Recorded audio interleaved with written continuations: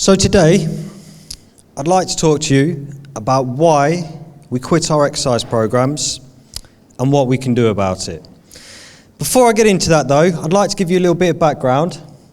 So during my early 20s, I was diagnosed as clinically obese. I was 36% body fat. I was not happy, and I felt that I tried absolutely everything to achieve long-term weight loss, but nothing had helped. So what I did is I went back to the drawing board and I discovered a new method, a new approach that I could use for the problem. And by applying this new approach, I managed to take myself down from 36% body fat to 6.5. Now this not only happened quickly, but more importantly, it happened sustainably. And what I'd like to do with you today is describe to you a couple of the things that I learnt on that journey. Before we get into that though, it's important that you realise that it's well identified within scientific literature that long-term weight loss is quite rare. Of the people who do lose weight on a weight loss intervention, on average, if you go back to those individuals 4 or 5 years later, they will have managed to keep off about 3 kilos, 7 pounds worth of that weight. And what we need to do is we need to ask ourselves why this is the case. Because we understand the principles of a good diet, and we understand the importance of exercise, which is the focus of today's talk. So why is it that we quit our weight loss programs? Why do we quit our exercise programs? And the answer, quite simply, is boredom. If you don't enjoy what you are doing, if you don't find it deeply exciting, you are never going to keep doing it for the long term. Eventually, you will become bored and you will quit. So what we need to ask ourselves is, if this is the case, with all of the workouts, the training programs, the personal trainers, etc., that exist, who is the best person for us to turn around to and decide what we should be doing in our exercise programs? And the answer is you. Nobody else is in a better position to know what you would enjoy and what you would find fun than you are yourself. Now you may well say to yourself, to be fair, I don't really know what constitutes as exercise. I know jogging, I know press-ups, I don't enjoy either of them. And my answer to that would be that the following is the definition of exercise. It is a movement or activity which requires physical effort. So all of the traditional ways of exercise do fall into this. So gym, going for a jog, playing sports. And if you enjoy any of those, then great, you can use them. But what also falls under this category is far more fun activities, such as having a play fight with your kids, throwing a ball for a dog, going out dancing, grabbing a stick and having a pretend sword fight with your partner. All count under this definition of exercise. Now, to give you an idea of how individualized and how silly these choices can be, for myself, I really enjoy carrying heavy shopping bags. Now, I understand it's a little bit weird, but for me, I really enjoy the challenge of trying to carry heavy shopping bags. So whenever I go to the supermarket every single week, I'll park my car at the far end of the car park and I'll attempt to walk all of my carrier bags, all of my week's shopping, from the tills all the way to my car. Now, I've never made it yet, but I deeply enjoy the challenge of trying to get there. And because I enjoy it, I'm not going to quit it. And so I get a guaranteed 10 minutes worth of exercise every single week just from that. So what we need to do is, now we realise that we are the best person to choose our exercises and that exercise is not a restrictive term, is we need a framework that we can use to decide what exercises we would actually enjoy and find fun. And that framework comes from psychology, and it's called self-efficacy. Now, self-efficacy is your self-belief that you can be successful within a given situation. Now, this is important because if you believe you can be successful within an activity, you are far more likely to enjoy that activity, meaning you are far less likely to quit it. Now, self-efficacy is built from three fundamental pillars, which I'm going to describe for you now. And the first of these is choice. Because as we said, nobody is in a better position to decide what you will enjoy and what you will find exciting than you are yourself. The second is ability. Now, ability is not required right at the beginning because the journey to gaining competence within an activity is actually quite motivational in itself. But eventually, you will need to learn competence and ability, else you will become frustrated, you will become bored, your adherence will wane, and you will quit. Now, the third element is relatedness. And relatedness is the easiest of the three to tick off because it's essentially there in the title. Relatedness is relative.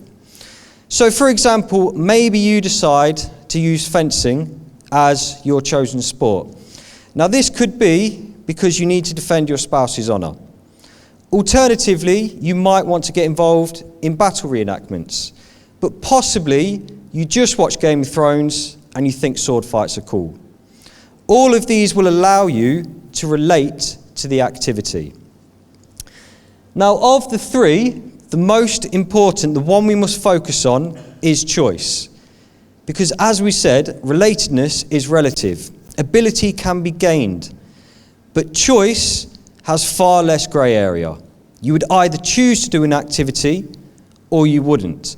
And if you don't choose an activity, the fundamental foundations of you being able to build your self-efficacy are already not present. Now, as we said, you can build your belief in your ability, and you will need to build your belief in your ability to build your enjoyment within an activity. And this is done using three different bricks. The first of these bricks is experience or mastery. And this is essentially practice makes perfect.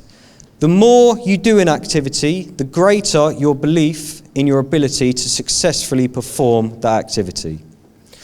The second is modelling. Now, as an example for modelling, perhaps you decide that you would like to use ballroom dancing as your chosen activity. But you cannot dance to save your life. But you watch Strictly Come Dancing, and in week 1 there's a contestant on there who also cannot dance. But by week 6, they're absolutely nailing the foxtrot. And what we do is we look at them and we think, okay, they started the same as me, they had no ability whatsoever, but they managed to learn to become competent. And if they can do it, why can't I? Now, the third brick is that of praise.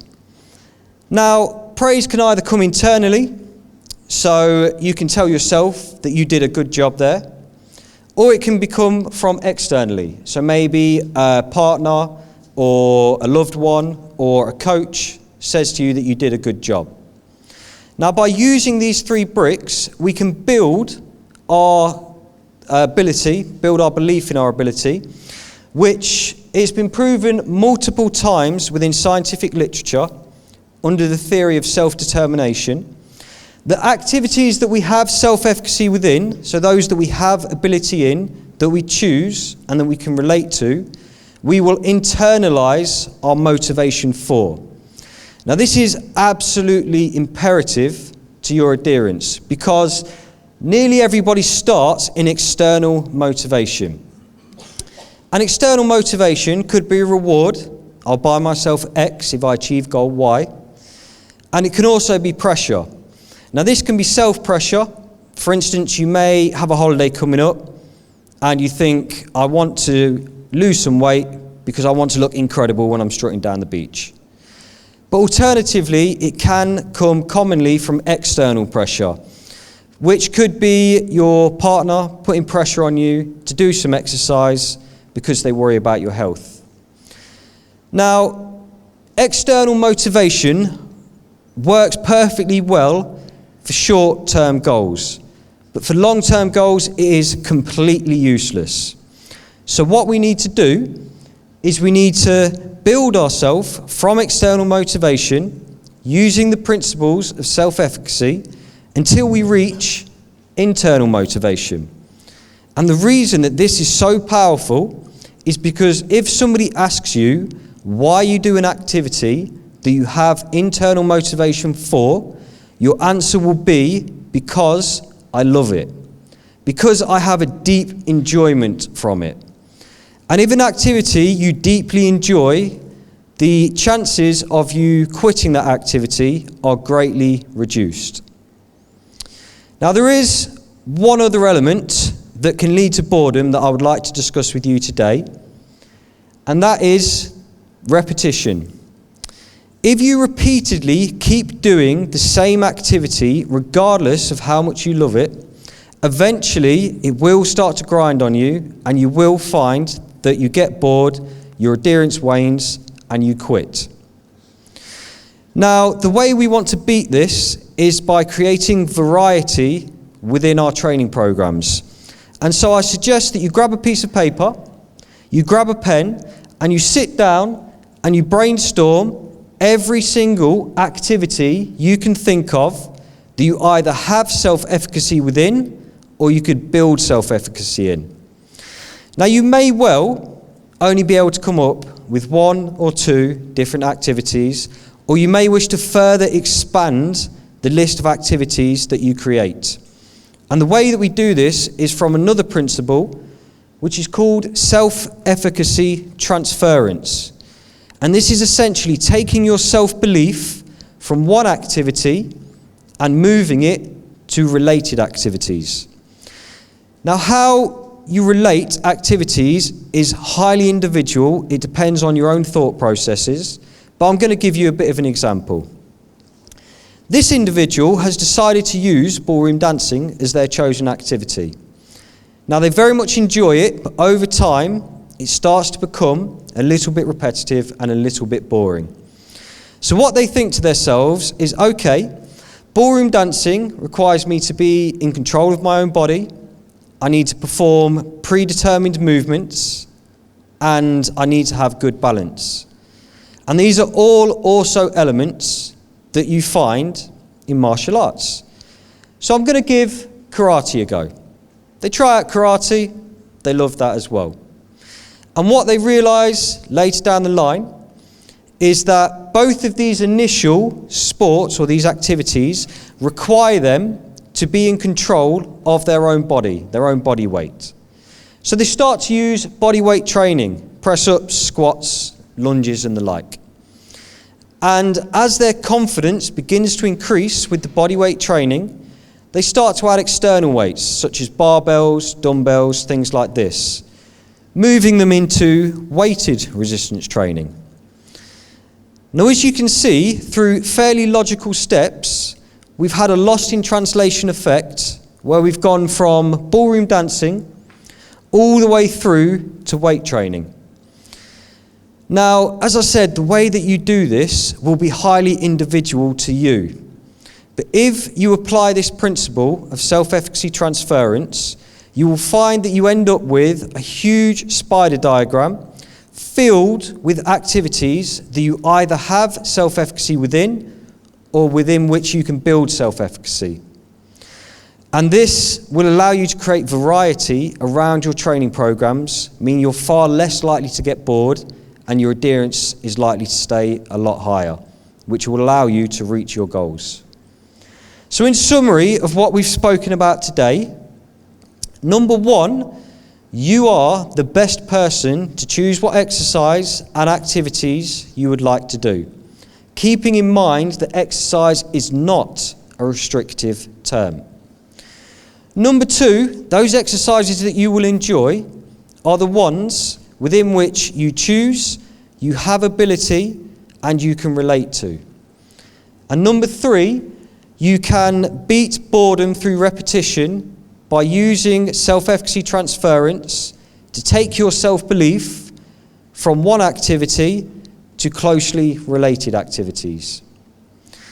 Now, I sincerely hope that what I've described today is going to be able to make a positive impact on somebody's life, because ever since I was introduced to TED at quite a young age, I don't actually think I could quantify the number of talks that I have watched that have made me into the man who stands before you today, in terms of my belief, my behaviours, my abilities, my processes and my approaches.